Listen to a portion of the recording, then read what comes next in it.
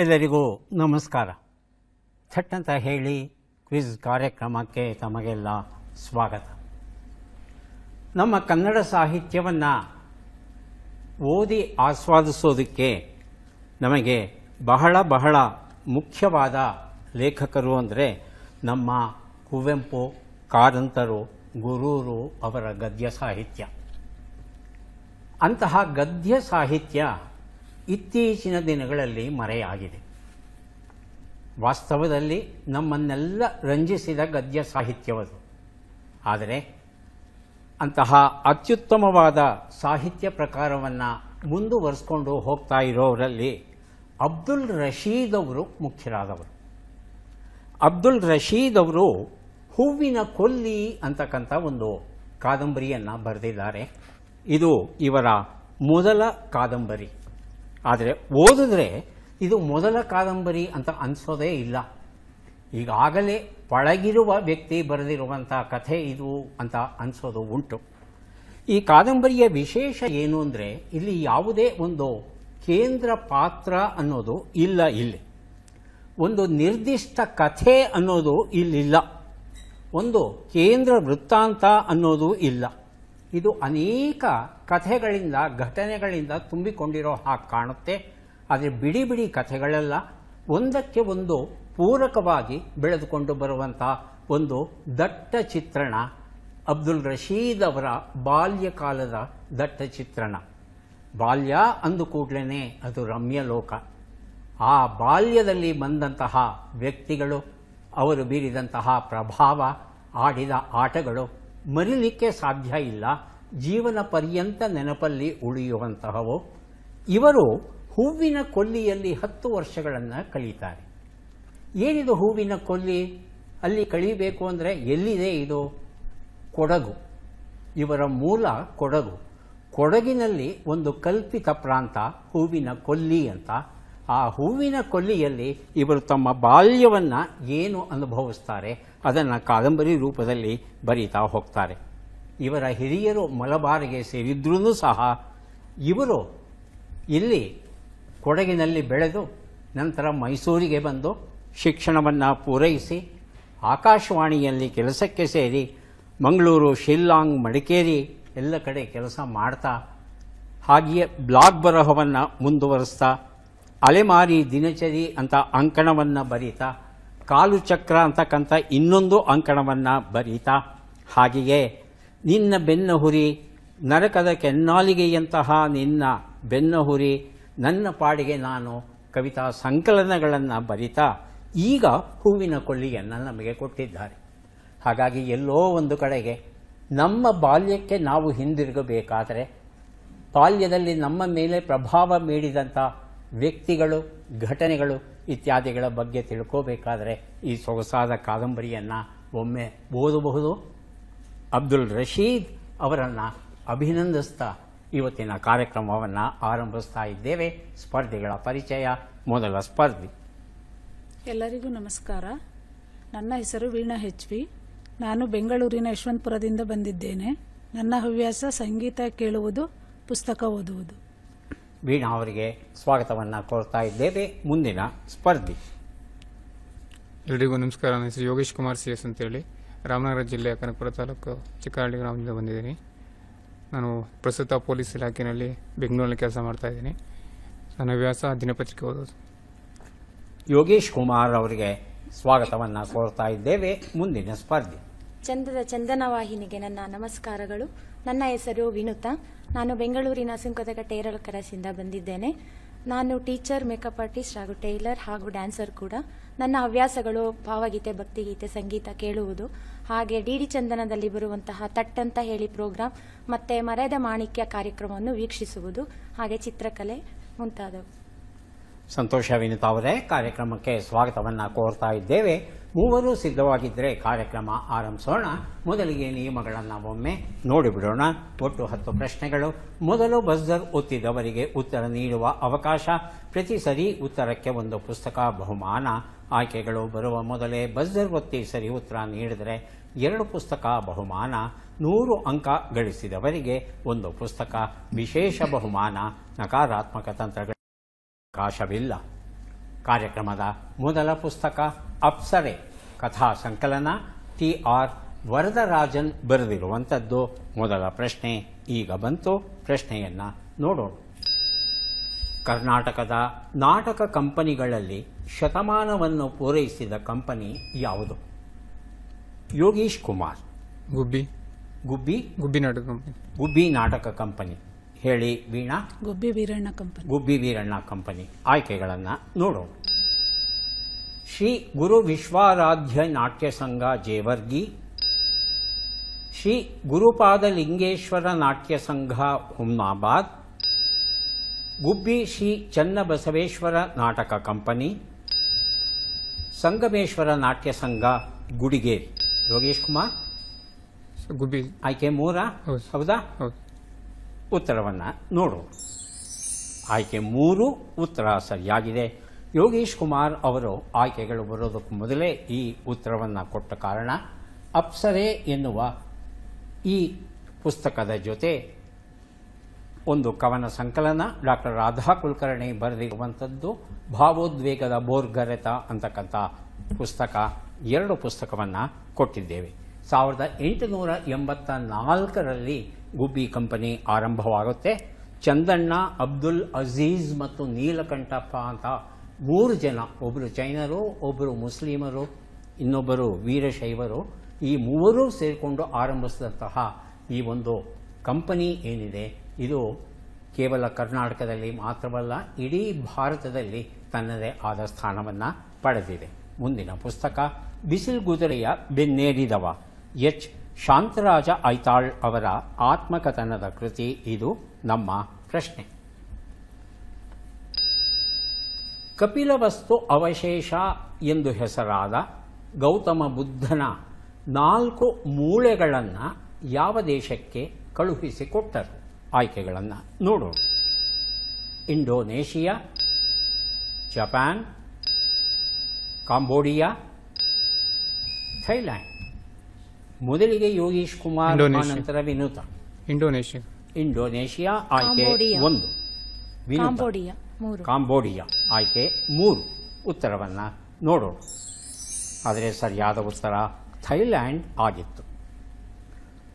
ಉತ್ತರ ಪ್ರದೇಶದಲ್ಲಿ ಒಂದು ಸಿದ್ಧಾರ್ಥ ನಗರ ಅಂತ ಭಾಗ ಇದೆ. ಅಲ್ಲಿ ಪಿಪ್ರಾಹ್ವಾ ಅಂತಕ್ಕಂಥ ಒಂದು ಸ್ಥಳ, ಅಲ್ಲಿ ಭಗವಾನ್ ಬುದ್ಧನ ದೇಹದ ಕೆಲವು ಮೂಳೆಗಳು ದೊರೆತಿದೆಯಂತೆ. ಬುದ್ಧನ ಶವ ಸಂಸ್ಕಾರ ಆದಾಗ ಆತನ ದೇಹವನ್ನು ಸುಟ್ಟ ಮೇಲೆ ಏನು ಮೂಳೆಗಳು ಉಳಿದುವೋ ಅದನ್ನು 8 ಭಾಗಗಳನ್ನು ಮಾಡ್ತಾರೆ. 8 ಭಾಗಗಳನ್ನು ಮಾಡಿ ಅದನ್ನು 8 ಗುಂಪುಗಳಿಗೆ ಹಂಚ್ತಾರೆ. ಮಗಧದ ಅಜಾತಶತ್ರು, ವೈಶಾಲಿಯ ಲಿಚ್ಛವಿ, ಕಪಿಲವಸ್ತುವಿನ ಶಾಕ್ಯರು, ಕುಶೀನಗರದ ಮಲ್ಲರು, ಪಾವಾನಗರಿಯ ಮಲ್ಲರು, ರಾಮಗ್ರಾಮದ ಕೋಳಿಯ ಹಾಗೂ ವೇತಾಧಿಪ ಬ್ರಾಹ್ಮಣನಿಗೆ ಇದನ್ನು ಹಂಚ್ತಾರೆ. ಅವನ್ನ ಆ ಮೂಳೆಗಳನ್ನೆಲ್ಲ ಇಟ್ಟು ಅದರ ಮೇಲೆ ಅವರು ಬೌದ್ಧ ದೇವಾಲಯಗಳನ್ನು, ಚೈತ್ಯಾಲಯಗಳನ್ನು ಕಟ್ಟೋದು ಉಂಟು. ಹೀಗೆ ಇದ್ದಂಥ ಆ ಮೂಳೆಗಳು ಏನಿದ್ವು ಅದನ್ನು ಇತ್ತೀಚೆಗೆ ಉತ್ಖನನ ಮಾಡಿ ತೆಗೆದು ಅದನ್ನು ಹೀಗೆ ಥೈಲ್ಯಾಂಡ್ ದೇಶಕ್ಕೆ ಕಳುಹಿಸಿಕೊಟ್ಟಂತೆ ನಮ್ಮ ದೇಶದಿಂದ. ಇದೊಂದು ಅಪರೂಪದ ಘಟನೆ ಆಗಿದೆ. ಮುಂದಿನ ಪುಸ್ತಕ ಮತ್ತು ಪ್ರಶ್ನೆಯನ್ನು ನೋಡೋಣ. ಒಳನೋಟ, ಗಜಲ್ ಕೃತಿಗಳ ವಿಶ್ಲೇಷಣೆ, ಪ್ರಭಾವತಿ ಎಸ್ ದೇಸಾಯಿ ಅವರು ಬರೆದಿರುವಂಥದ್ದು. ಪ್ರಶ್ನೆ: ಕಾಜಿನೇಮು ಈ ವಿಶೇಷ ನಿಂಬೆಯು ಯಾವ ಈಶಾನ್ಯ ರಾಜ್ಯದ ರಾಜ್ಯ ಹಣ್ಣು ಎಂಬ ಗೌರವಕ್ಕೆ ಪಾತ್ರವಾಗಿದೆ ಅಂತ ತಿಳ್ಕೋಬೇಕು. ಆಯ್ಕೆಗಳನ್ನು ನೋಡೋಣ. ಅಸ್ಸಾಂ. ಹೇಳಿ. ಅಸ್ಸಾಂ ಆಯ್ಕೆ 2. ಅರುಣಾಚಲ ಪ್ರದೇಶ ಆಯ್ಕೆ 3. ಹೇಳಿಮ್ಮ ವಿನುತಾ. ಅರುಣಾಚಲ ಪ್ರದೇಶ ಆಯ್ಕೆ 3. ತ್ರಿಪುರ ಆಯ್ಕೆ 4. ಮೇಘಾಲಯ. ಉತ್ತರವನ್ನು ನೋಡೋಣ. ಅಸ್ಸಾಂ ಅನ್ನೋದು ಸರಿಯಾದ ಉತ್ತರ. ಈ ಉತ್ತರವನ್ನು ಮೊದಲು ಕೊಟ್ಟದ್ದು ಯೋಗೇಶ್ ಕುಮಾರ್ ಅವರಿಗೆ. ಒಳನೋಟ ಎನ್ನುವ ಈ ಗಜಲ್ ಕೃತಿಯನ್ನು ಕೊಟ್ಟಿದ್ದೇನೆ. ಪ್ರತಿಯೊಂದು ರಾಜ್ಯವೂ ಸಹ ತನ್ನ ರಾಜ್ಯದಲ್ಲಿ ಬೆಳೆಯುವಂಥ ವಿಶೇಷಗಳನ್ನು ತನ್ನ ಲಾಂಛನವಾಗಿ ಬಳಸೋದು ಉಂಟು. ನಾವು ಸಹ ಶ್ರೀಗಂಧ ಮರವನ್ನು ನಮ್ಮ ರಾಜ್ಯದ ಮರವನ್ನಾಗಿ ಹೇಗೆ ಇಟ್ಕೊಂಡಿದ್ದೇವೋ ಹಾಗೆಯೇ ಈ ಅಸ್ಸಾಂನಲ್ಲಿ ಈ ಒಂದು ಕಾಜಿ ನೇಮು ಅಂತಕ್ಕಂಥ ಒಂದು ವಿಶೇಷ ನಿಂಬೆ ಇದು. ನಮ್ಮ ನಿಂಬೆಗೂ ಈ ನಿಂಬೆಗೂ ವ್ಯತ್ಯಾಸ ಏನು ಅಂದರೆ ಇದು ಬಹಳ ಉದ್ದವಾಗಿರುತ್ತೆ. ಬಹಳ ರುಚಿಕಟ್ಟಾಗಿರುತ್ತೆ. ನಾನಾ ರೀತಿಯ ಅಡುಗೆಗಳಿಗೆ ಬಳಸ್ತಾರೆ. ಸಾಂಪ್ರದಾಯಿಕವಾಗಿ ಮತ್ತು ಧಾರ್ಮಿಕವಾಗಿ ಇದು ತನ್ನದೇ ಆದ ಮಹತ್ವವನ್ನು ಗಳಿಸಿದೆ. ಅಸ್ಸಾಮಲ್ಲಿ ವಿಶೇಷವಾಗಿ ಬೆಳೆಯುವ ಈ ಒಂದು ನಿಂಬೆ ಏನಿದೆ ಇದಕ್ಕೆ ಜಾಗತಿಕ ಸೂಚಕ ಜಿಯೋಗ್ರಾಫಿಕಲ್ ಇಂಡಿಕೇಟರ್ ಸ್ಥಾನವನ್ನೂ ಸಹ ಕೊಟ್ಟಿದ್ದಾರೆ. ಇತ್ತೀಚೆಗೆ ಅಸ್ಸಾಂ ರಾಜ್ಯ ಇದನ್ನು ತನ್ನ ರಾಜ್ಯದ ಹಣ್ಣು ಅಂತ ಸಹ ಇದನ್ನು ಸ್ವೀಕರಿಸಿದೆ. ಮುಂದಿನ ಪುಸ್ತಕ ಜೀವ ಭಾವದ ಉಸಿರು, ಜುಗಲ್ಬಂದಿ ಗಜಲ್ಗಳು, ಶ್ರೀಮತಿ ಪ್ರಭಾವತಿ ಎಸ್ ದೇಸಾಯಿ ಹಾಗೂ ಡಾಕ್ಟರ್ ಮಲ್ಲಿನಾಥ ಎಸ್ ತಳವಾರ ಅವರು ಬರೆದಂಥ ಪುಸ್ತಕ ಇದು. ಪ್ರಶ್ನೆ: 2024ನೇ ಸಾಲಿನ ವಿಜ್ಞಾನ ದಿನಾಚರಣೆಯ ಘೋಷವಾಕ್ಯ ಏನು? ಆಯ್ಕೆಗಳನ್ನು ನೋಡೋಣ. ವಿಜ್ಞಾನವು ಜಗತ್ತನ್ನೇ ಬದಲಿಸಬಲ್ಲದು. ಅಭಿವೃದ್ಧಿ ಹೊಂದಿದ ಭಾರತಕ್ಕಾಗಿ ಸ್ಥಳೀಯ ತಂತ್ರಜ್ಞಾನಗಳು. ಸರಿಯಾದ ಪ್ರಶ್ನೆಗಳಿಗೆ ಪ್ರಕೃತಿಯು ತನ್ನ ಬಾಗಿಲನ್ನು ತೆರೆಯುತ್ತದೆ. ವಿಜ್ಞಾನದ ಅದ್ಭುತಗಳನ್ನು ತಿಳಿಯೋಣ. ಮೊದಲಿಗೆ ವೀಣಾ, ಆನಂತರ ಯೋಗೀಶ್. ಆಪ್ಷನ್ 4. 4ನೇದು ವಿಜ್ಞಾನದ ಅದ್ಭುತಗಳನ್ನು ತಿಳಿಯೋಣ. ಯೋಗೀಶ್. ಆಪ್ಷನ್ 2 ಸರ್, ಅಭಿವೃದ್ಧಿ ಹೊಂದಿದ ಭಾರತಕ್ಕೆ ಸ್ಥಳೀಯ ತಂತ್ರಜ್ಞಾನಗಳು. ಉತ್ತರವನ್ನು ನೋಡೋಣ. ಅಭಿವೃದ್ಧಿ ಹೊಂದಿದ ಭಾರತಕ್ಕಾಗಿ ಸ್ಥಳೀಯ ತಂತ್ರಜ್ಞಾನಗಳು ಸರಿಯಾದ ಉತ್ತರ. ಯೋಗೀಶ್ ಕುಮಾರ್ ಈ ಉತ್ತರ ಕೊಟ್ಟಿದ್ದಾರೆ. ಜೀವಭಾವದ ಉಸಿರು ಈ ಒಂದು ಪುಸ್ತಕವನ್ನು ಕೊಟ್ಟಿದ್ದೇವೆ. ಪ್ರತಿ ವರ್ಷ ಫೆಬ್ರವರಿ 28ನೇ ದಿನಾಂಕದಂದು ನಾವು ರಾಷ್ಟ್ರೀಯ ವಿಜ್ಞಾನ ದಿನಾಚರಣೆಯನ್ನು ಆಚರಿಸ್ತೇವೆ. ಯಾಕೆ ಇದೇ ದಿನವನ್ನು ನಾವು ಆಚರಿಸ್ತೇವೆ ಅಂತ ಪ್ರಶ್ನೆ ಕೇಳಿದ್ರೆ ಅದಕ್ಕೆ ನೇರವಾದ ಉತ್ತರ ಸರ್ ಸಿ ವಿ ರಾಮನ್ ಅವರು ತಮ್ಮ ರಾಮನ್ ಪರಿಣಾಮ ಅಂತ ಏನಿದೆ, ರಾಮನ್ ಎಫೆಕ್ಟ್ ಅಂತ ಏನು ಕರೀತೇವೆ, ಅದನ್ನು ಕಂಡು ಹಿಡಿದದ್ದು ಫೆಬ್ರವರಿ 28ರಂದು. ಹಾಗಾಗಿ ಈ ಸಂಶೋಧನೆಯನ್ನು ಗುರುತಿಸೋದಕ್ಕೆ ಈ ದಿನವನ್ನು ವಿಜ್ಞಾನ ದಿನಾಚರಣೆಯನ್ನಾಗಿ ನಾವು 1987ರಿಂದ ನಾವು ಆಚರಿಸ್ಕೊಂಡು ಬರ್ತಾ ಇದ್ದೇವೆ. ಹಾಗಾಗಿ ಆತ್ಮನಿರ್ಭರ ಭಾರತ ಅನ್ನೋ ಒಂದು ಚಳವಳಿಯನ್ನು ನಾವೇನು ಆರಂಭಿಸ್ಕೊಂಡಿದ್ದೇವೆ, ನಮ್ಮ ದೇಶದ ಸರ್ವತೋಮುಖ ಪ್ರಗತಿಗೆ ಯಾವುದೋ ಒಂದು ವಿದೇಶಿ ತಂತ್ರಜ್ಞಾನವನ್ನು ತಂದು ಪ್ರಯೋಗಿಸೋದಕ್ಕಿಂತ ನಮ್ಮಲ್ಲೇ ಇರ್ತಕ್ಕಂಥ ತಂತ್ರಜ್ಞಾನಗಳು, ಸ್ಥಳೀಯ ತಂತ್ರಜ್ಞಾನಗಳು ಏನಿದೆ ಅವುಗಳನ್ನು ಪರಿಣಾಮಕಾರಿಯಾಗಿ ಬಳಸ್ಕೋಬೇಕು ಅನ್ನೋ ಘೋಷವಾಕ್ಯವನ್ನು ಈ ವರ್ಷ ಹೊರಡಿಸಿದ್ದೇವೆ. ಬಹುಶಃ ನಮ್ಮ ಮರೆತು ಹೋದ ಅನೇಕ ತಂತ್ರಜ್ಞಾನಗಳು ಬೆಳಕಿಗೆ ಬರಬಹುದು ಅಂತ ನಾವು ನಿರೀಕ್ಷಿಸಬಹುದು. ಮುಂದಿನ ಪುಸ್ತಕ ಸಿರಿಗೇರಿ ಯರಿಸ್ವಾಮಿ ಅವರು ಅಂಬರೀಷ್ ಬಗ್ಗೆ ಬರೆದ ಸ್ನೇಹಶೀಲ ಎನ್ನುವ ಪುಸ್ತಕ. ನಮ್ಮ ಪ್ರಶ್ನೆ ಈಗ ಬಂತು. ಪ್ರಶ್ನೆಯನ್ನು ನೋಡೋಣ. ಬಿಟ್ಟಕ್ಷರಗಳನ್ನು ತುಂಬಿ. ವೇ ನ ಆ ದ ವ.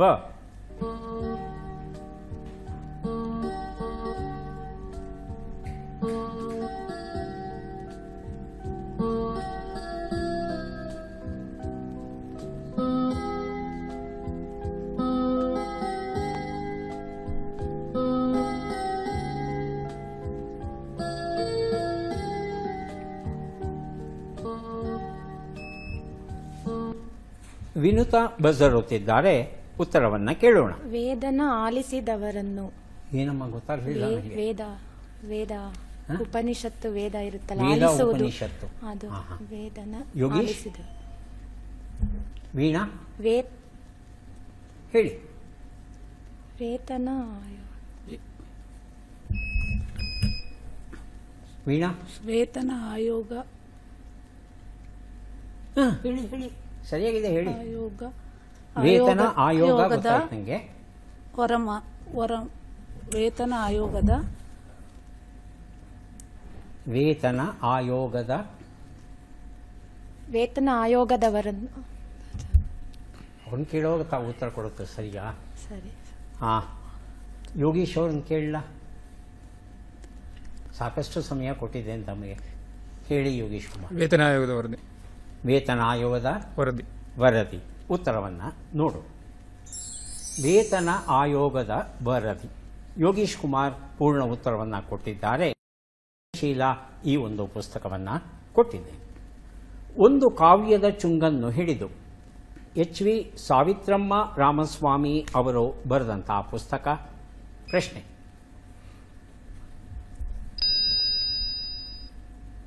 ಈ ಕೆಳಗಿನ ಲೆಕ್ಕಗಳನ್ನು ಪೂರ್ಣಗೊಳಿಸಿ ಉತ್ತರಗಳನ್ನೆಲ್ಲ ಕೂಡಿ ಅಂತಿಮ ಉತ್ತರವನ್ನು ನೀಡಿ. 45 ಕೂಡು 35, 88 ಕಳೆ 18, 20 ಗುಣಿಸು 9, 150 ಭಾಗಿಸು 5.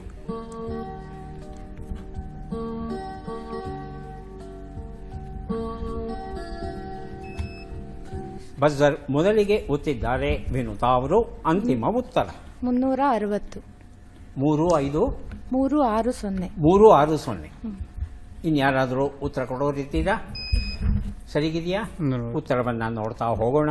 ಒಂದು ಉತ್ತರ 80, 70, 180, 30 ಎಲ್ಲವನ್ನ ಕೂಡಿದರೆ 360 ಬಂದಿದೆ. ವಿನುತಾ ಈ ಉತ್ತರವನ್ನು ಕೊಟ್ಟಿದ್ದಾರೆ. ಒಂದು ಕಾವ್ಯದ ಚುಂಗನ್ನು ಹಿಡಿದು ಈ ಒಂದು ಪುಸ್ತಕವನ್ನು ಕೊಟ್ಟಿದ್ದೇನೆ. ಎಚ್.ವಿ. ಸಾವಿತ್ರಮ್ಮ ಅವರು ಬರೆದಂಥ ಪುಸ್ತಕ ವಿನುತಾ ಅವರಿಗೆ ದೊರೆತಿದೆ. ಈಗ ಒಂದು ಅಪರೂಪದ ಪುಸ್ತಕ. ಕುಮಾರವ್ಯಾಸ ಮಹಾಕವಿಯ ಕರ್ನಾಟ ಭಾರತ ಕಥಾ ಮಂಜರಿ. ಸಂಪಾದಕರು ಕುವೆಂಪು ಮತ್ತು ಮಾಸ್ತಿ ವೆಂಕಟೇಶ ಅಯ್ಯಂಗಾರ್ ಅವರು. ಬಹಳ ಅಪರೂಪದ ಪುಸ್ತಕ, ಮುದ್ರಣದಲ್ಲಿ ಇಲ್ಲ, ಆದರೆ ಈಗ ಬಹುಮಾನವಾಗಿ ಕೊಡ್ತಾ ಇದ್ದೇವೆ. ಪ್ರಶ್ನೆ ಈಗ ಬಂತು. ಈ ಪದ್ಮ ಪುರಸ್ಕೃತರನ್ನು ಗುರುತಿಸಿ. ಚಿತ್ರವನ್ನು ನೋಡೋಣ.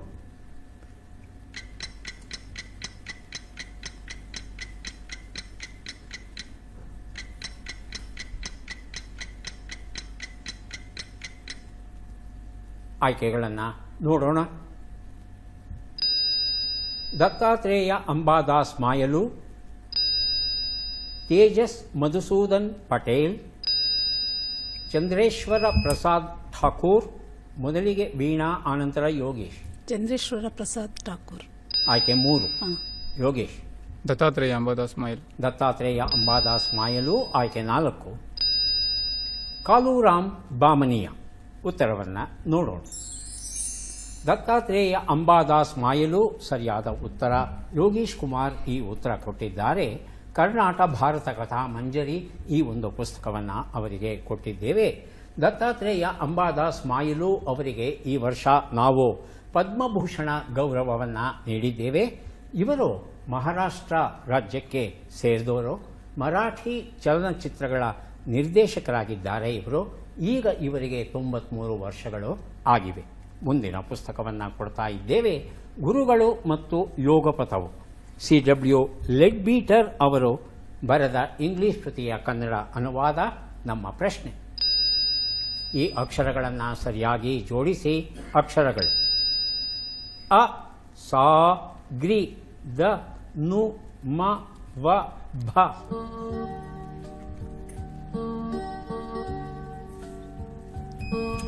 ಬಜರ್ ಒತ್ತಿದ್ದಾರೆ ಯೋಗೀಶ್ ಕುಮಾರ್.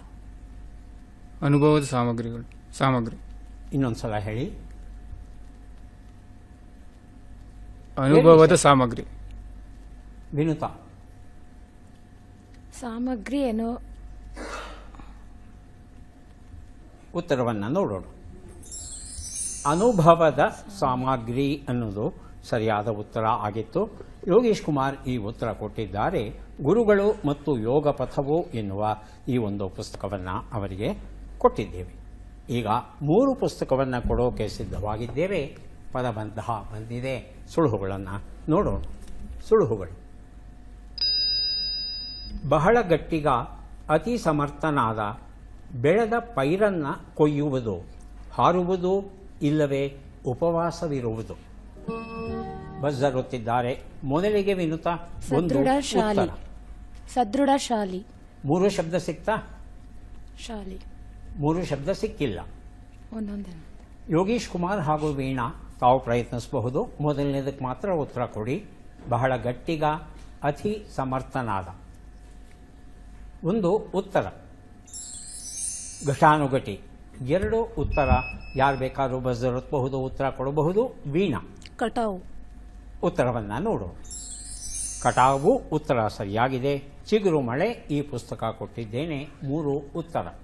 ಯಾರು ಬೇಕಾದರೂ ಬಜರ್ ಒತ್ತಿ. ಹಾರುವುದು ಇಲ್ಲವೇ ಉಪವಾಸ ಇರುವುದು. ಉತ್ತರವನ್ನು ನೋಡು. ಲಂಘನ ಅಥವಾ ಲಂಘನಂ ಸರಿಯಾದ ಉತ್ತರ ಆಗಿತ್ತು. ಕೊನೆಯ ಘಟ್ಟಕ್ಕೆ ಬಂದಿದ್ದೇವೆ. ಚಟ್ಪಟ್ ಚಿನ್ಕುರುಳಿ 5 ಪ್ರಶ್ನೆಗಳು. ಮೊದಲು ವೀಣಾ ಅವರಿಗೆ ಅವಕಾಶ. ಸಿದ್ಧವಾಗಿದ್ದೀರಾ? ಮೊದಲ ಪ್ರಶ್ನೆ. ಚಕಮಕಿ ಆಗು ಎನ್ನುವ ನುಡಿಗಟ್ಟಿನ ಅರ್ಥವೇನು? ಮಾತಿಗೆ ಮಾತು ಬೆಳೆ, ಹೊಡೆದಾಟವಾಗು. ಮಾತುಗೆ ಮಾತು ಬೆಳೆ. ಮುಂದಿನ ಪ್ರಶ್ನೆ. ಜೋರು, ದರ್ಪ ಎಂಬ ಅರ್ಥವನ್ನು ಕೊಡುವ ಶಬ್ದ ಯಾವುದು? ಜರಡು, ಜಬರು. ಜಬರು. ಮುಂದಿನ ಪ್ರಶ್ನೆ. ಕುರುಕ್ಷೇತ್ರ ಯುದ್ಧದಲ್ಲಿ ಗರುಡ ವ್ಯೂಹಕ್ಕೆ ಪ್ರತಿವ್ಯೂಹ ಯಾವುದು? ಅರ್ಧಚಂದ್ರ ವ್ಯೂಹ, ಪೂರ್ಣಚಂದ್ರ ವ್ಯೂಹ. ಅರ್ಧಚಂದ್ರವ್ಯೂಹ. ಮುಂದಿನ ಪ್ರಶ್ನೆ. ಈ ಗಾದೆಯನ್ನು ಪೂರ್ಣಗೊಳಿಸಿ ಅಲ್ಲಿದಲ್ಲೇ ಇಟ್ಟು. ಮುಂದಿನ ಪ್ರಶ್ನೆ. ಈ ಒಗಟನ್ನು ಬಿಡಿಸಿ. ಏರಿ ಮೇಲೆ ಸಾಲು ಗೊಬ್ಬಳಿ ಮರ.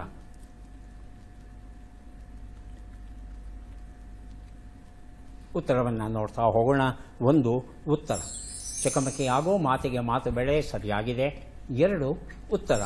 ಜೋರು, ದರ್ಪ, ಜಬರು ಸರಿಯಾಗಿದೆ. 3 ಉತ್ತರ. ಅರ್ಧಚಂದ್ರ ವ್ಯೂಹ ಸರಿಯಾಗಿದೆ. 4 ಉತ್ತರ. ಅಲ್ಲಿದಲ್ಲೇ ಇಟ್ಟು ಮನೆ ಮಲ್ಲಿ ಸಾರಿಸಿದ್ಲು. ವಸ್ತುಗಳನ್ನೆಲ್ಲ ತೆಗೆದು ಸ್ವಚ್ಛ ಮಾಡಿ ಮನೆ ಸಾರಿಸ್ಬೇಕು. ಯಾವ ವಸ್ತು ಎಲ್ಲಿದೆಯೋ ಅಲ್ಲೇ ಇಟ್ಬಿಟ್ಟು ಸಾರಿಸಿದ್ರೆ. 5ನೇ ಪ್ರಶ್ನೆಗೆ ಉತ್ತರ. ಇದು ಕಣ್ಣು ರೆಪ್ಪೆ ಆಗಿತ್ತು. 3 ಪ್ರಶ್ನೆಗಳಿಗೆ ತಾವು ಸರಿಯಾದ ಉತ್ತರ ಕೊಟ್ಟಿದ್ದೀರಾ. 3 ಪುಸ್ತಕಗಳನ್ನು ತಮಗೆ ಕೊಟ್ಟಿದ್ದೇವೆ. ಯೋಗೇಶ್ ಕುಮಾರ್ ಸಿದ್ಧವಾ? ಮೊದಲ ಪ್ರಶ್ನೆ. ಚಕಾರ ತೆಗೆಯದಿರು ಎನ್ನುವ ನುಡಿಗಟ್ಟಿನ ಅರ್ಥವೇನು? ವಿರುದ್ಧವಾಗಿ ಏನನ್ನೂ ಹೇಳದಿರು, ವಿರುದ್ಧವಾಗಿ ಹೇಳು. ವಿರುದ್ಧವಾಗಿ ಏನನ್ನು ಹೇಳದಿರು. ಮೊದಲನೇದ, ಎರಡನೇದ? First one. 2ನೇ ಪ್ರಶ್ನೆ. ಅವಳಿ, ಜೊತೆ, ಜೋಡಿ ಎಂಬ ಅರ್ಥವನ್ನು ಕೊಡುವ ಶಬ್ದ ಯಾವುದು? ಜರಬು, ಜಮಳ. ಜಮಳ. ಮುಂದಿನ ಪ್ರಶ್ನೆ. ಭಾಗೀರಥಿ ಮತ್ತು ಅಲಕನಂದ ನದಿಯ ಸಂಗಮದಲ್ಲಿ ಯಾವ ಪುಣ್ಯ ಸ್ಥಳವಿದೆ? ರುದ್ರಪ್ರಯಾಗ, ದೇವಪ್ರಯಾಗ. ರುದ್ರಪ್ರಯಾಗ. ಮುಂದಿನ ಪ್ರಶ್ನೆ. ಈ ಗಾದೆಯನ್ನು ಪೂರ್ಣಗೊಳಿಸಿ. ಅಸಲು ಇಲ್ಲದೆ ಬಡ್ಡಿ ಇಲ್ಲ. ಮುಂದಿನ ಪ್ರಶ್ನೆ. ಈ ಒಗಟನ್ನು ಬಿಡಿಸಿ. 1 ಗುಂಡೀಲಿ ಒಂದೇ ಏತ. ಉತ್ತರವನ್ನು ನೋಡ್ತಾ ಹೋಗೋಣ. 1 ಉತ್ತರ. ಚಕಾರ ತೆಗೆಯದಿರು, ವಿರುದ್ಧವಾಗಿ ಏನನ್ನೂ ಹೇಳದಿರು ಸರಿಯಾಗಿದೆ. 2 ಉತ್ತರ. ಅವಳಿ, ಜೊತೆ, ಜೋಡಿ, ಜಮಳ ಸರಿಯಾಗಿದೆ. 3 ಉತ್ತರ. ದೇವಪ್ರಯಾಗ ಆಗಿತ್ತು, ರುದ್ರಪ್ರಯಾಗ ಅಂತ ಹೇಳಿದ್ರಿ. 4ನೇ ಪ್ರಶ್ನೆಗೆ ಉತ್ತರ. ಅಸಲು ಇಲ್ಲದೆ ಬಡ್ಡಿ ಇಲ್ಲ, ಮೊಸರು ಇಲ್ಲದೆ ಮಜ್ಜಿಗೆ ಇಲ್ಲ ಸರಿಯಾದ ರೂಪ. 5ನೇ ಪ್ರಶ್ನೆಗೆ ಉತ್ತರ ನಾಲಿಗೆ ಆಗಿತ್ತು. ಒಟ್ಟು ತಾವು 3 ಪ್ರಶ್ನೆಗಳಿಗೆ ಸರಿ ಉತ್ತರ ಕೊಟ್ಟಿದ್ದೀರಿ. 2 ಪ್ರಶ್ನೆಗಳಿಗೆ 2 ಪುಸ್ತಕಗಳನ್ನು ತಮಗೆ ಕೊಟ್ಟಿದ್ದೇವೆ. ವಿನುತಾ ಸಿದ್ಧವಾಗಿದ್ದೀರಾ? ಮೊದಲ ಪ್ರಶ್ನೆ. ಮೊದಲ ಪ್ರಶ್ನೆ. ಚಕ್ಕರ್ ಹೊಡೆ ಎಂಬ ನುಡಿಗಟ್ಟಿನ ಅರ್ಥವೇನು? ತಪ್ಪಿಸಿಕೊಳ್ಳು, ತಲೆ ಸುತ್ತು ಬರುವ ಹಾಗೆ ಹೊಡೆ. ತಪ್ಪಿಸಿಕೊಳ್ಳು. ಮುಂದಿನ ಪ್ರಶ್ನೆ. ಅಶಕ್ತತೆ, ಮುದುಕ ಎಂಬ ಅರ್ಥವನ್ನು ಕೊಡುವ ಶಬ್ದ ಯಾವುದು? ಜಬ್ಬು, ಜಬ್ಬ. ಜಬ್ಬ. ಮುಂದಿನ ಪ್ರಶ್ನೆ. ವಿಷ್ಣುಗಂಗೆ ಮತ್ತು ಅಲಕನಂದ ಸೇರುವಲ್ಲಿ ಯಾವ ಪುಣ್ಯಕ್ಷೇತ್ರವಿದೆ? ಬ್ರಹ್ಮಪ್ರಯಾಗ, ವಿಷ್ಣುಪ್ರಯಾಗ. ವಿಷ್ಣುಪ್ರಯಾಗ. ಮುಂದಿನ ಪ್ರಶ್ನೆ. ಈ ಗಾದೆಯನ್ನು ಪೂರ್ಣಗೊಳಿಸಿ. ಅಳಿಲ ಭಕ್ತಿ. ಮುಂದಿನ ಪ್ರಶ್ನೆ. ಈ ಒಗಟನ್ನು ಬಿಡಿಸಿ. ಸುಣ್ಣದ ಕೋಟೆಗೆ ಒಂದೂ ಬಾಗಿಲಿಲ್ಲ. ಮೊಟ್ಟೆ. ಮೊಟ್ಟೆ. ಉತ್ತರವನ್ನು ನೋಡ್ತಾ ಹೋಗೋಣ. ಚಕ್ಕರ್ ಹೊಡೆ, ತಪ್ಪಿಸಿಕೊಳ್ಳು ಸರಿಯಾಗಿದೆ. 2 ಉತ್ತರ. ಅಶಕ್ತತೆ, ಮುದುಕ, ಜಬ್ಬ ಸರಿಯಾಗಿದೆ. 3 ಉತ್ತರ. ವಿಷ್ಣುಪ್ರಯಾಗ ಸರಿಯಾಗಿದೆ. 4 ಉತ್ತರ. ಅಳಿಲ ಭಕ್ತಿ, ಮಳಲ ಸೇವೆ. 5ನೇ ಪ್ರಶ್ನೆಗೆ ಉತ್ತರ ಮೊಟ್ಟೆ ಸರಿಯಾಗಿದೆ. ಒಟ್ಟು 4 ಪ್ರಶ್ನೆಗಳಿಗೆ ತಾವು ಸರಿಯಾದ ಉತ್ತರ ಕೊಟ್ಟಿದ್ದೀರಿ. ಹಾಗಾಗಿ 4 ಪುಸ್ತಕಗಳನ್ನು ತಮಗೆ ಕೊಡ್ತಾ ಇದ್ದೇವೆ. ಯಾರಿಗೆ ಎಷ್ಟು ಪುಸ್ತಕ ಬಂದಿದೆ ಅದನ್ನು ನೋಡುವ ಕ್ಷಣ ಈಗ ಬಂತು. ವೀಣಾ ಅವರಿಗೆ ದೊರೆಯುತ್ತಾ ಇದೆ ಒಟ್ಟು 4 ಪುಸ್ತಕಗಳನ್ನು ಸ್ವೀಕರಿಸಿ ಕಾರ್ಯಕ್ರಮದಲ್ಲಿ ಭಾಗಿಯಾಗಿದ್ದಕ್ಕೆ ತಮಗೆ ಧನ್ಯವಾದಗಳನ್ನು ಅರ್ಪಿಸ್ತಾ ಇದ್ದೇವೆ.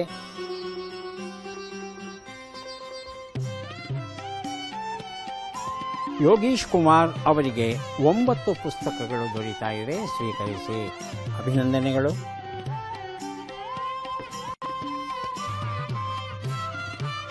ವಿನುತಾ ಅವರಿಗೆ 5 ಪುಸ್ತಕಗಳು ತಮಗೆ ದೊರೆಯುತ್ತಾ ಇವೆ, ಸ್ವೀಕರಿಸಿ ಅಭಿನಂದನೆಗಳು.